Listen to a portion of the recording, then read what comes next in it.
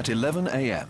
on the 3rd of September 1939, the British Prime Minister Neville Chamberlain announced that a state of war existed between Germany and Great Britain.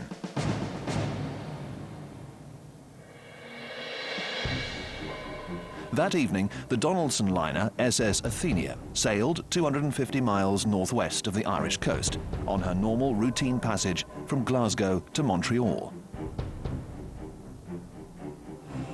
She was carrying 1,103 passengers and a crew of 305. Amongst her passengers were 300 Americans, as well as over 100 children. At 7:30 p.m., her port side exploded. Athenia immediately listed to port and began to settle by the stern. Although she remained afloat for several hours before she finally sank, 118 passengers and crew were killed, including 28 Americans. The Athenia had been sunk by a U-30 commanded by Lieutenant Fritz Julius Lemp. It was an unprecedented act of naval aggression. The Battle of the Atlantic and the war against the U-boats had begun.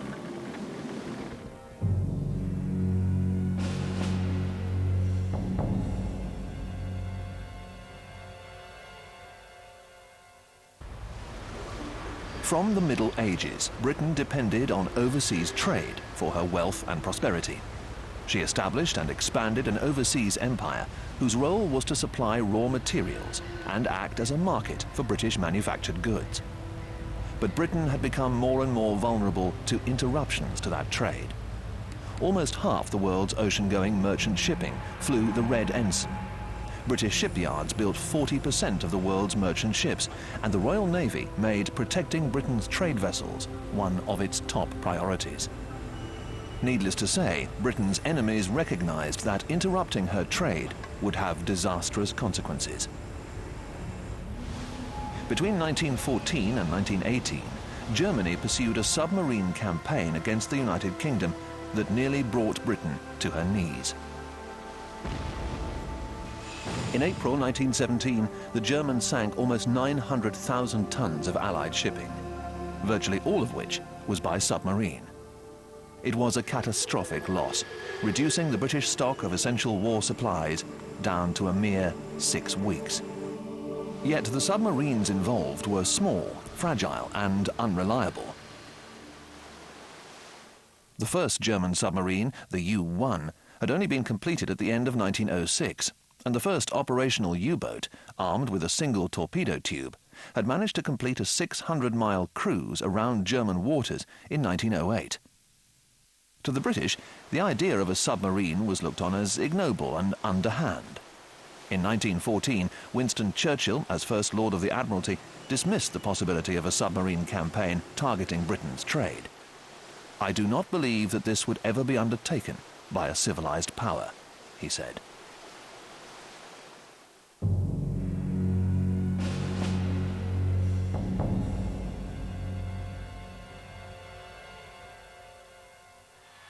Lusitania was on a normal liner voyage from New York to Liverpool when, as she approached Queenstown on the Irish coast, she was hit by a torpedo fired from a U-20. She sank rapidly, taking almost 2,000 passengers with her, most of whom were women and children. Over 100 were Americans. The Germans quickly tried to justify the act by claiming that the Lusitania was carrying war supplies. Although there was a shred of truth to such claims, the loss of so much innocent life could not be justified. The loss of the Lusitania raised the curtain on unrestricted submarine warfare.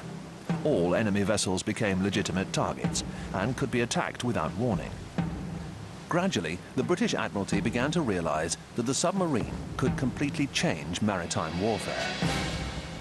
German submarines started to seriously weaken British and Allied shipping, and the defenders had little with which to fight back.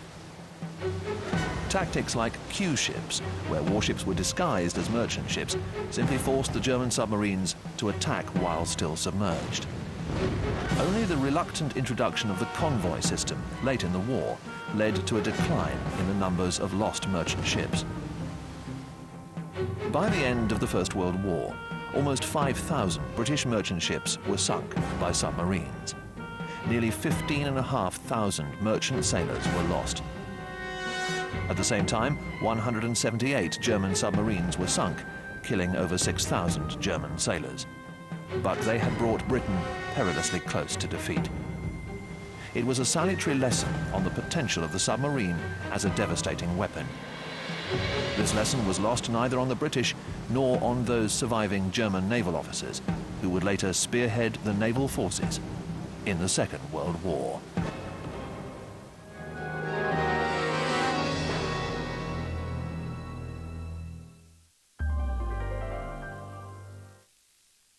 Can a scuba diver be sucked out of the water by a firefighting helicopter, Adam? And The composition of the German armed forces.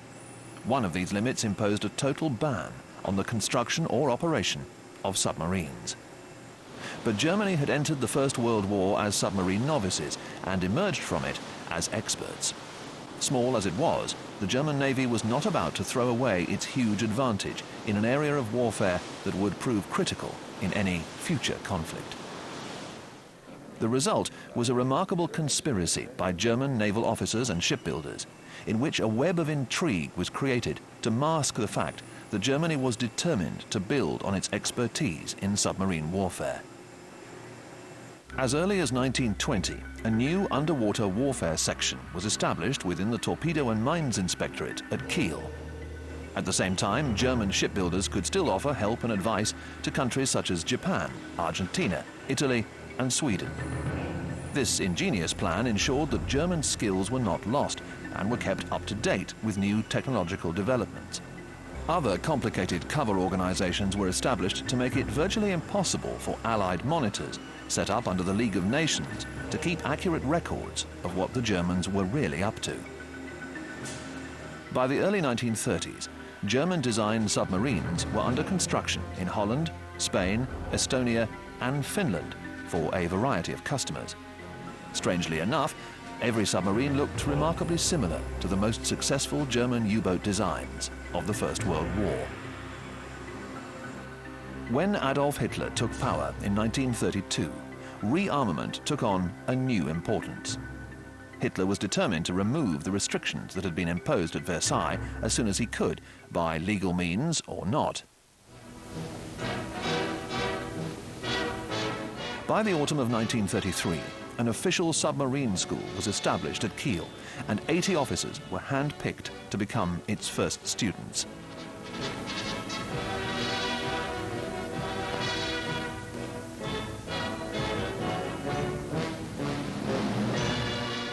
At the same time, U-boat parts and sections began to be imported into Germany from the German-sponsored submarine yards in Holland.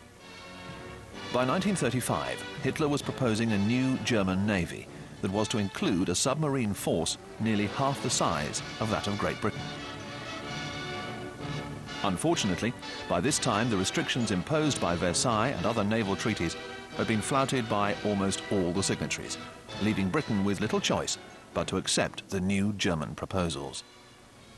The world, however, was somewhat surprised to find that Germany was starting to commission brand new submarines only 4 months after she had agreed to relax the limitations. But it was too late. By September 1939, Germany boasted 57 U-boats.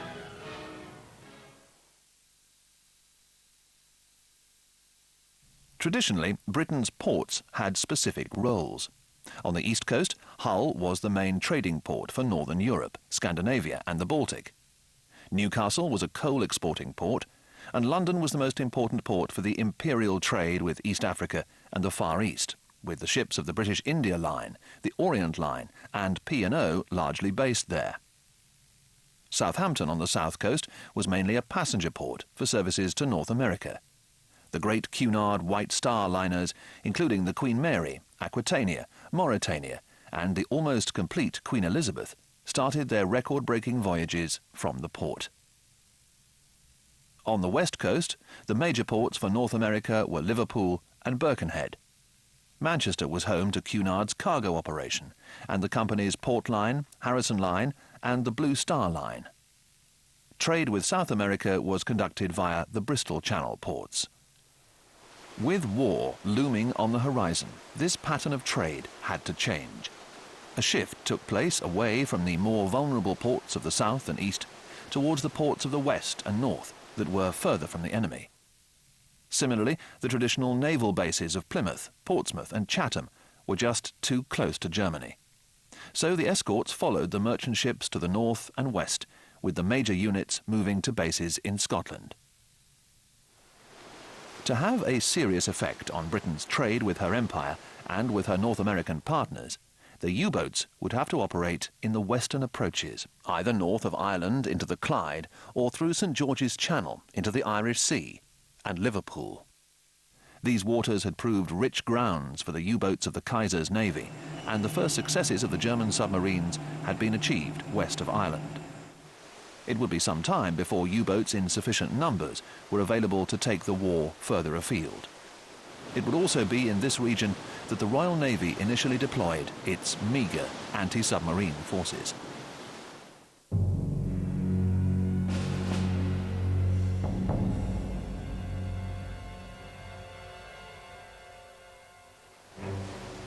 The Commander-in-Chief of the Royal Navy through most of the Battle of the Atlantic was Admiral of the Fleet Sir Dudley Pound.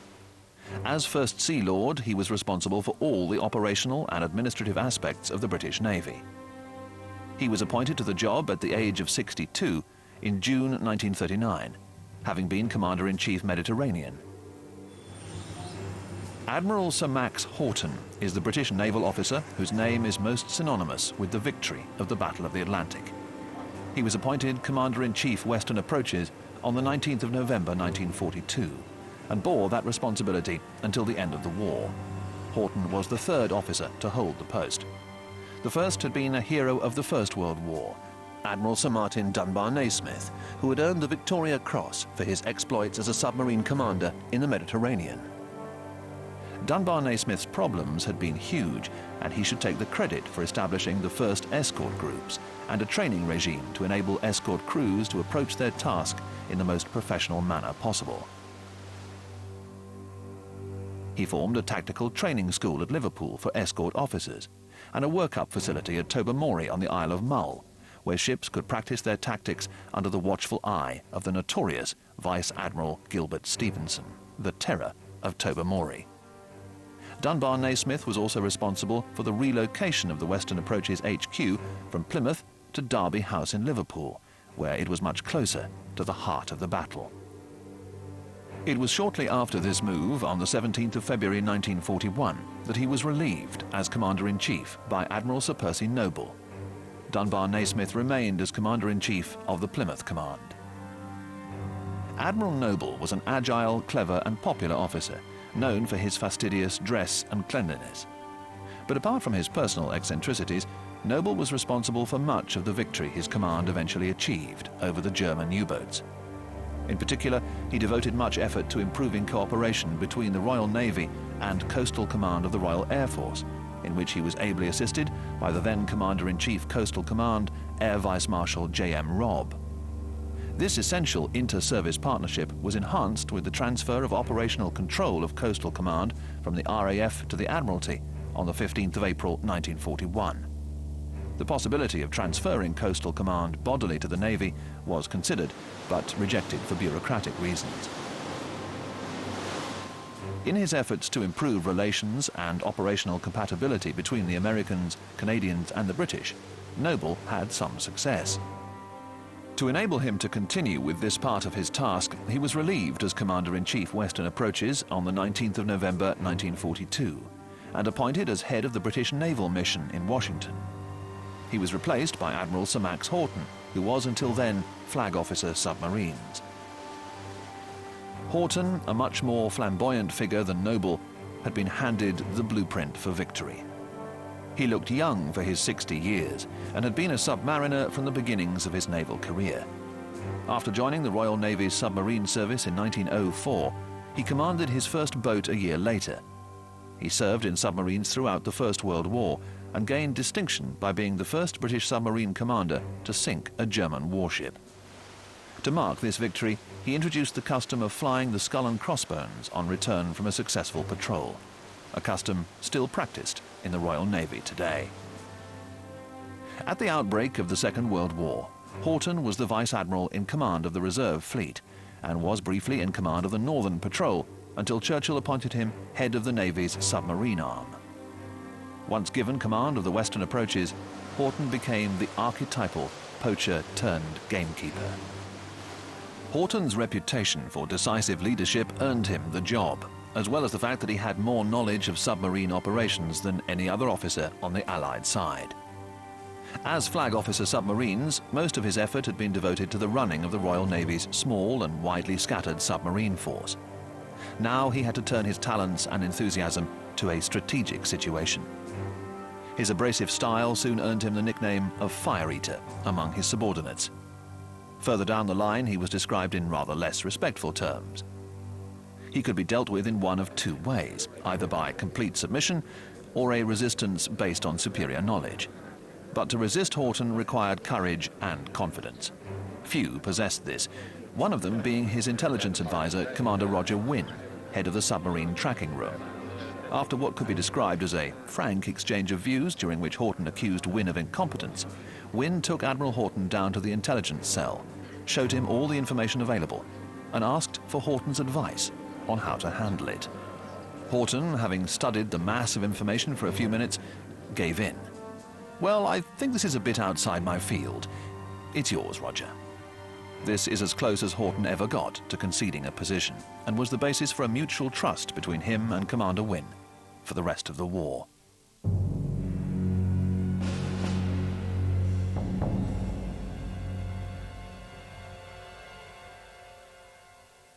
Admiral Ernest King was appointed Commander-in-Chief of the United States Navy in December 1941.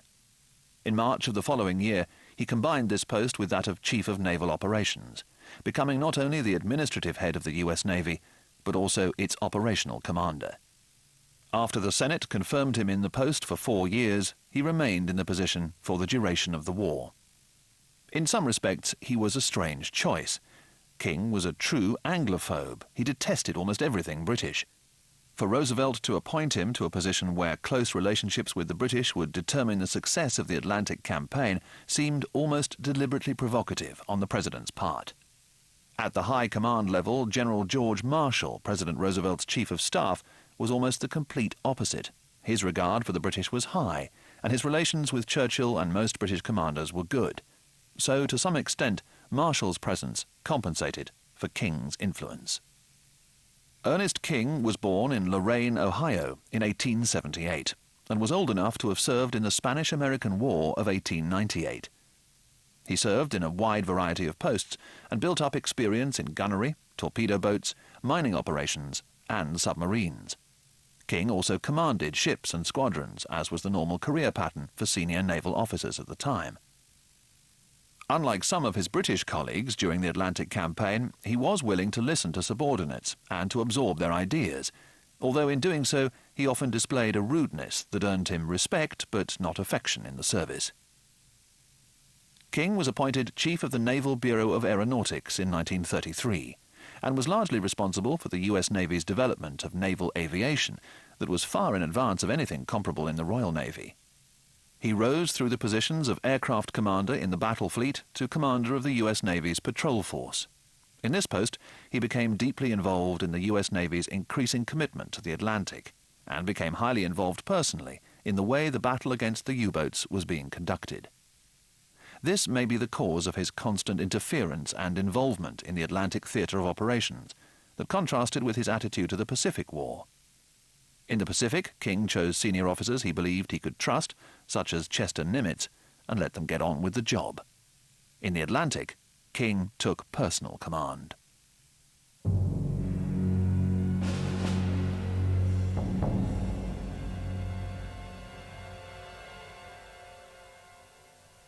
Grand Admiral Erich Raeder was Commander-in-Chief of the German Navy, or Kriegsmarine, from the beginning of the war to his resignation in 1943. He was at the helm for most of the critical period of the Battle of the Atlantic. Raeder had joined the German Navy in 1894, at the age of 18.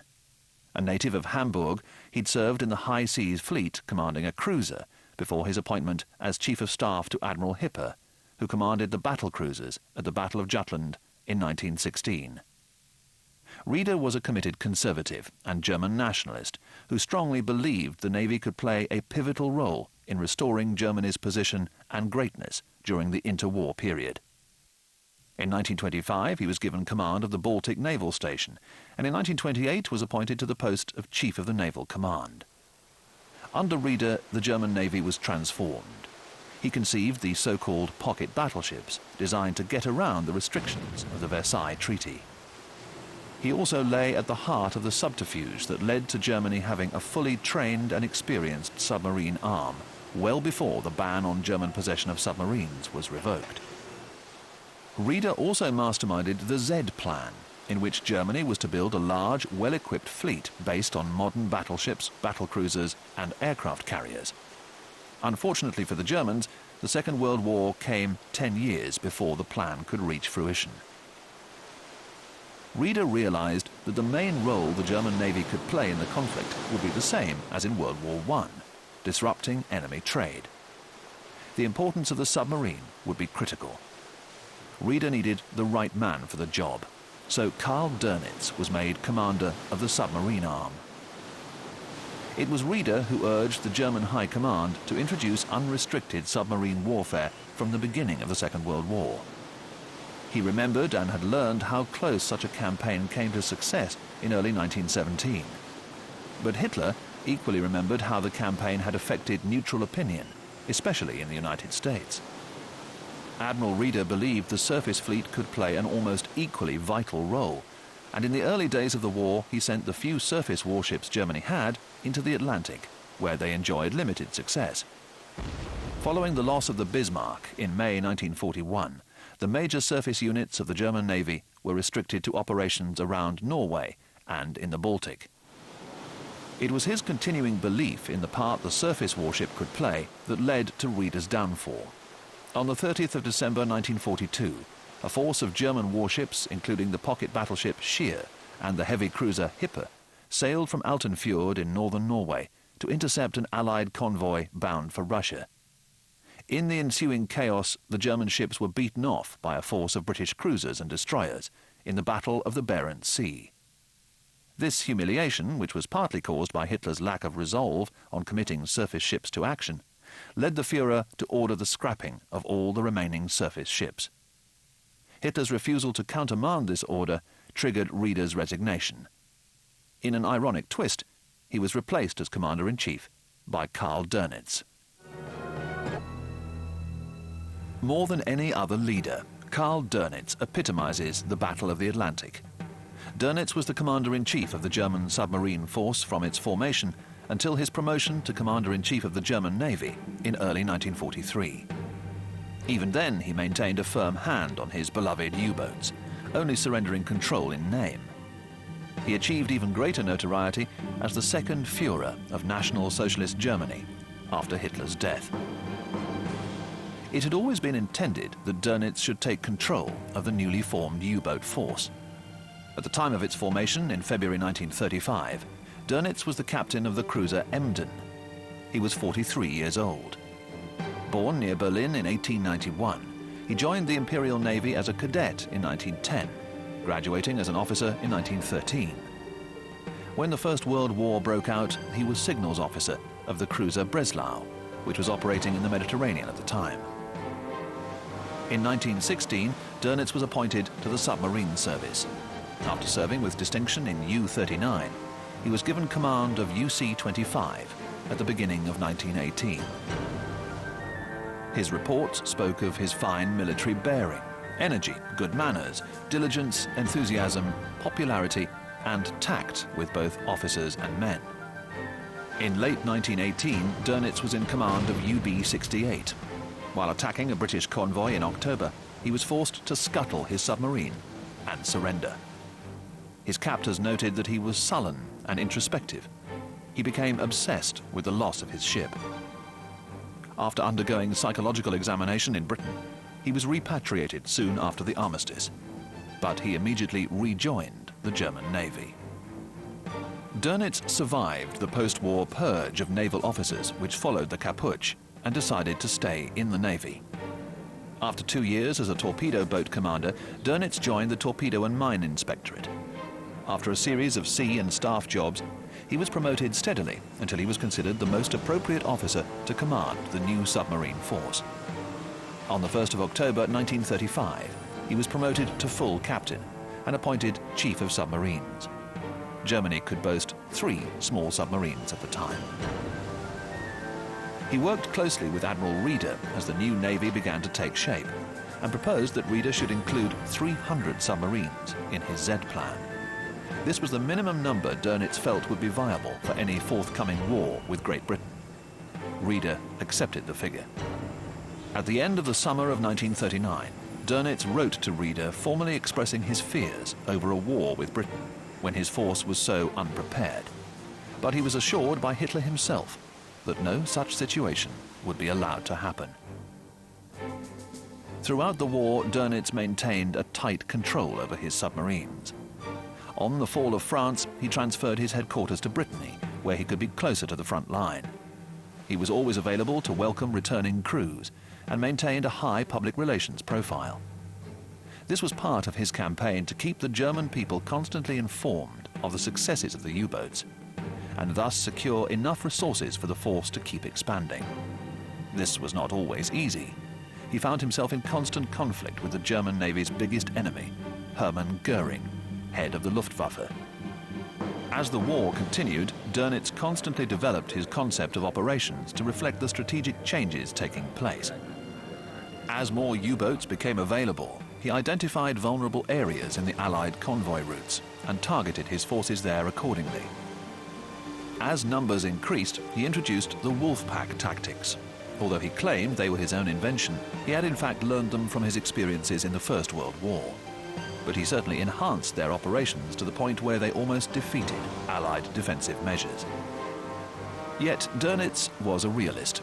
He knew that to win the Battle of the Atlantic, his submarines had to sink Allied merchant ships faster than they could be replaced. When in the middle of 1943, he realized that he was losing this battle, he knew that the U-boat campaign was doomed to failure. He did not give up and insisted that more and more resources be allocated to the submarine service. Despite his being the second and last Führer, albeit for only a few days, long enough to sign the German surrender, it was with some reluctance that the Allies put him on trial as a war criminal. The Battle of the Atlantic had mostly been fought within the rules of war, with few breaches of the rules on both sides. However, the sinking of the liner Laconia in September 1942 prompted Dönitz to change the rules concerning aid to survivors. U-boats were not put at risk. The Laconia had been carrying Italian prisoners of war, and a number of U-boats came under attack from Allied aircraft when they were trying to assist the survivors. Following this, Dönitz ordered his commanders not to render assistance and not to pick up survivors, except when they could be of use to the submarine or to Germany. U-boat captains were, in his words, to be severe. Remember, he continued, that in his bombing raids on German cities, the enemy has no regard for women and children. This position was in clear breach of the London Protocol of 1936 and led to Dönitz being charged with war crimes. At Nuremberg, the prosecution said that this meant in practice an order to kill survivors. Dönitz argued that putting the safety of the submarine first was the main responsibility of the commanding officer. One of the witnesses for the defense was the Commander-in-Chief of the US Pacific Fleet, Admiral Chester Nimitz. Nimitz told the tribunal that American submarines in the Pacific had virtually the same orders as Dönitz had issued. Dönitz was convicted on a much lesser charge and sentenced to 10 years imprisonment. He died in 1980.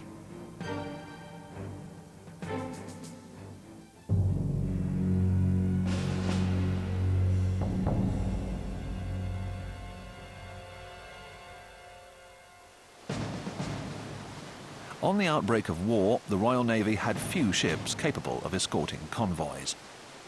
The fleet was based upon some 20 major warships deployed around the world, policing the British Empire and the trade routes which maintained that empire. The resources which had gone into developing dedicated, purpose-built anti-submarine escorts for use in the North Atlantic were largely confined to giving destroyers and sloops a rudimentary fit of basic underwater submarine detection equipment and a few depth charge racks. Surface ships could detect submarines underwater by using two methods. Firstly, hydrophones lowered under the water might hear the noises made by U-boats' engines or propellers, but the submarine had to be very close for this to be effective. Today, this is known as passive sonar. Ships were able to detect submarines using crude hydrophones as early as 1918. The more advanced method was to mount an ASDIC transmitter on the bottom of the ship. ASDIC stood for Anti-Submarine Detection Investigation Committee, named after a group who looked into the problem in the 1930s. The ASDIC sent out a wave of sound which would rebound off the hull of a submarine. The transmitter then became a receiver which listened for the returning sound wave or echo. This is known today as active sonar. In 1939, the effective ASDIC range was about a mile. By the end of the war, better ASDIC sets were finding submarines well beyond this range. The sinking of the Athenia and other vulnerable merchant ships in the early days of the war caused the Admiralty to examine its position. Even then, the Royal Navy was more concerned about the threat from Germany's few surface ships than it was of submarines, and important convoys were often allocated an old battleship to scare off the Germans. When the convoy system was introduced, its escort might consist of a couple of old First World War destroyers for the last few hundred miles into a British port. Further west than 12 degrees, the convoy would be lucky to have any escort at all. And even if it did, the protection offered by a converted merchant ship with a few old 6-inch guns was minimal. Gradually, efforts were made to address the situation. Existing destroyers and sloops were given an enhanced anti-submarine capability. More suitable merchant ships, particularly large trawlers, were converted to ASW vessels and deployed on coastal work. Following agreements between the United States and Great Britain, 40 obsolete American destroyers were transferred to the Royal Navy, given a quick conversion, and deployed as escorts under the White Ensign. The main task, however, was to find a type of warship dedicated to anti-submarine operations that was cheap, quick, and easy to build in small shipyards, and needed only a small crew to operate it. The answer was in Middlesbrough. Smith's Dock Limited had come up with the idea of such an escort vessel based on their whale catcher Southern Pride. The design was to be a little larger than the whaler, but still small at only just over 1,000 tons.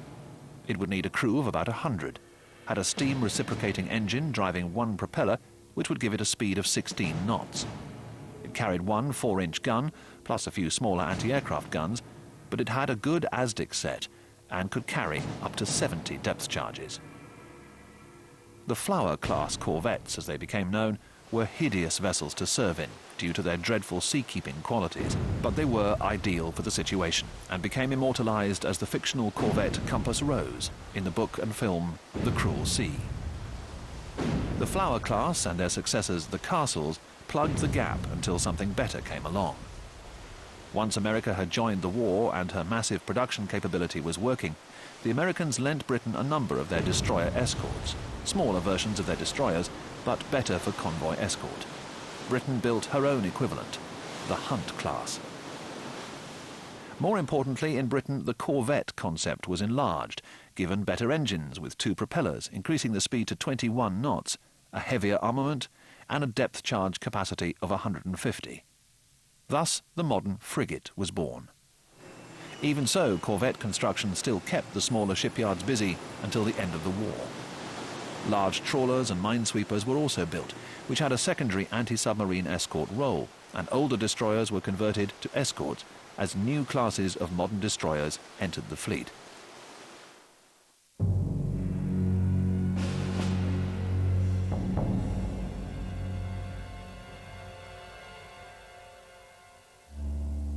By 1942, it was apparent to British and American commanders that the key to success in the Battle of the Atlantic was the aircraft. German U-boats were potent weapons, but they were vulnerable to surprise air attack, either when they were shadowing a convoy or when they were on passage to or from their bases in western France. This became even more crucial when aircraft were equipped with radars that could identify a target many miles away, and when the target could be physically illuminated at night with the use of the Lee light. This was a large searchlight mounted under an aircraft, which could be switched on at the start of an attack. Not only did it give the attacker a better sight of the submarine, it also blinded the crew of the U-boat in the vital moments before they could respond.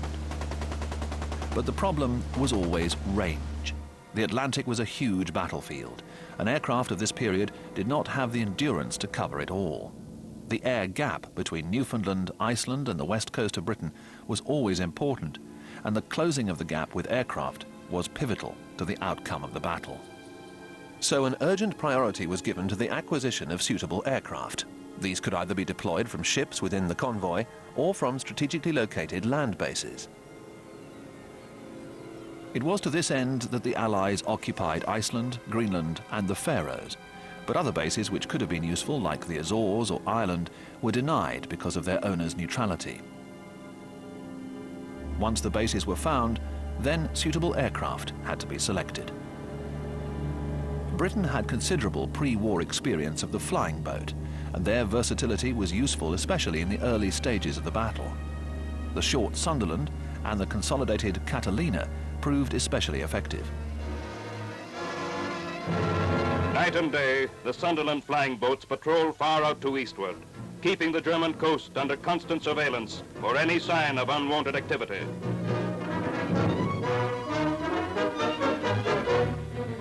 But the ideal long-range maritime patrol aircraft would have to be based on a bomber design. And such aircraft were hard to find, especially as RAF Bomber Command and the US Air Force jealously guarded the aircraft they had. The constant demands of Air Marshal Sir Arthur Harris for his strategic bombing campaign over Germany were such that coastal command of the RAF had to be satisfied with those bombers such as the Wellington, whose bombing role had been taken over by the Avro Lancaster. One aircraft, however, was to have a huge impact on this aspect of the campaign. The consolidated B-24 Liberator had a range of over 2,500 miles, and with long-range fuel tanks added, it could remain airborne for up to 18 hours. It was useful as a bomber, which led to a tug-of-war between bomber and coastal commands once the latter appreciated its potential in the war against the U-boat. Those aircraft which were allocated to coastal command soon proved their worth, as they enabled shore-based air cover to be maintained almost all the way across the North Atlantic. To enable some sort of air cover to be maintained out of range of land-based aircraft, the Allies had to rely on aircraft carried by ships. As fleet aircraft carriers were in short supply and were often needed elsewhere, alternative and cheaper ways of providing that cover had to be found. Initially, a number of cargo ships were equipped with catapults that supported one Hurricane fighter. The role of this CAM, or catapult aircraft merchantman, however, was not anti-submarine operations.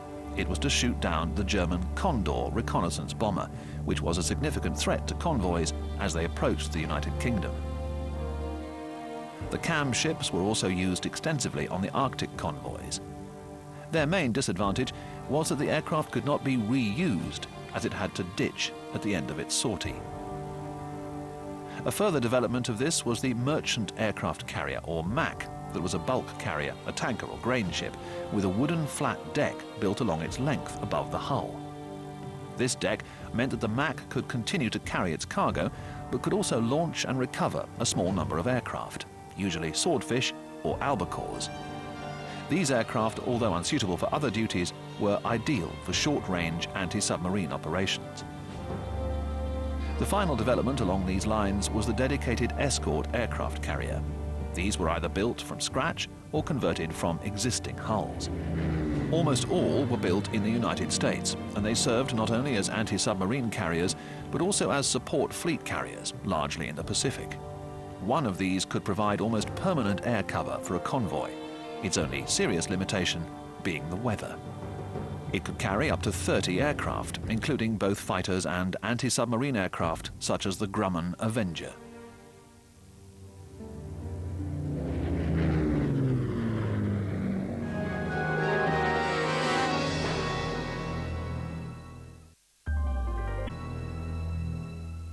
The first German submarines, or U-boats, were based on designs which bore a striking resemblance to the UB-2 type submarines introduced by the Germans near the end of the First World War. The Type 1A was a medium-sized boat of 600 tons, based on a submarine being built for Turkey. Only 2 were constructed, and they were relegated to training duties on the outbreak of hostilities. The Type 2A was a small coastal submarine. Although 6 were built, their part in the war was also very restricted, mainly due to their range of only just over 1,000 miles. The Types 2B, C and D were modifications of this design. Again, their relatively small size of about 300 tons limited their wartime activity considerably. The Battle of the Atlantic was fought by 2 main types of U-boat, the medium-range Type 7 and the long-range Type 9, with production concentrated on these 2. Both had been designed in the mid-1930s, yet were not surpassed until the latter stages of the war. The Type 7 had a displacement of some 700 tons, although later variants reached almost 1,000. They were 220 feet long and equipped with 5 21-inch torpedo tubes, 4 forward and 1 aft. Altogether, they carried 14 torpedoes, or mines. Using their diesel engines on the surface, they boasted a radius of action of some 6,500 miles, although the Type 7C-42 and other later versions could manage almost 10,000 miles. Submerged using batteries, the Type 7 could manage about 80 miles at 4 knots. They carried a crew of 44, and if necessary, could dive to about 650 feet. The Type 9 were somewhat larger, with earlier versions displacing just over 1,000 tons, growing to 1,600 tons with the Type 9D2. Early versions had a radius of over 8,000 miles, growing to 11,000 miles as the design evolved. They could carry up to 22 torpedoes or mines for their 6 torpedo tubes, 4 of which were in the bow and 2 located in the stern. They carried crews of about 55. Both classes could remain submerged for about 24 hours. After that, they would have to surface to recharge their batteries and replace the stale air inside the U-boat. Both types carried a deck gun armament, mainly for use against merchant ships, but later they were used more for self-defense when the submarines were caught on the surface by aircraft. As this possibility became increasingly common, more anti-aircraft guns were added. The larger gun carried on the foredeck was a 3.5-inch on the Type 7 or a 4-inch on the Type 9. A variety of 2 or 3 37mm and 20mm guns constituted the secondary armament. Later in the war, the larger gun was replaced on some boats by additional anti-aircraft guns. To support these classes, special supply submarines were built large enough to carry supplies, enabling the attack U-boats to remain on station longer. Previously, they could only lengthen their patrols by storing food and other supplies in existing living compartments, leaving the conditions on board even more squalid than they were normally. Such Milchkau submarines displaced almost 2,000 tons and could carry up to 432 tons of oil, in addition to food and other supplies. Only 10 were commissioned. By limiting large-scale production of U-boats to the 2 main designs, the Germans found it difficult to improve performance, whereas British and American boats were constructed in classes built either for a specific purpose or to reflect technical advances. The relatively small size of most U-boats also limited how much additional equipment, like new communication systems or radars, could be fitted. Living conditions on both these classes were poor. The crew had to sleep wherever they could find space, which was often on top of the torpedoes. A crew had to share 1 toilet. The temperature could be very hot or freezing cold. Air conditioning was non-existent. With little room for food or water, rations were basic, and the crew often went for weeks or months without washing or shaving. But by 1943, it was becoming more obvious that these outdated designs would not be able to match new Allied anti-submarine warfare techniques. New concepts had to be found. The first of these was the schnorkel-fitted high-speed submarine with a much greater battery capacity, designed for continuous submerged patrols. Such submarines would be far less vulnerable to the long-range aircraft the Allies were now using to hunt for submarines on the surface. At the same time, the gun armament was to be sacrificed for a much more streamlined hull with a resulting increase in speed. Over 12 knots could be maintained underwater, a substantial improvement on the 4 knots achieved by the earlier designs. Two types of submarine were to be built using these principles. The Type 21 for long-range deep-sea patrols and the Type 23 for coastal duties. Their high underwater speeds could only be maintained for short periods before the batteries needed recharging. The answer to this problem was a gas-driven closed turbine, which would be independent of external air. This system had been developed by an engineer called Helmut Walter, who used hydrogen peroxide as the gas. Development was slow, however, and only a few experimental submarines were built. No U-boats using this system ever entered service. On the whole, German submarines were good conventional types, well fitted for their purpose. But the German Navy stayed with the early submarines for too long before incorporating radical technologies. By the time they became available, it was too late. The battle had been lost.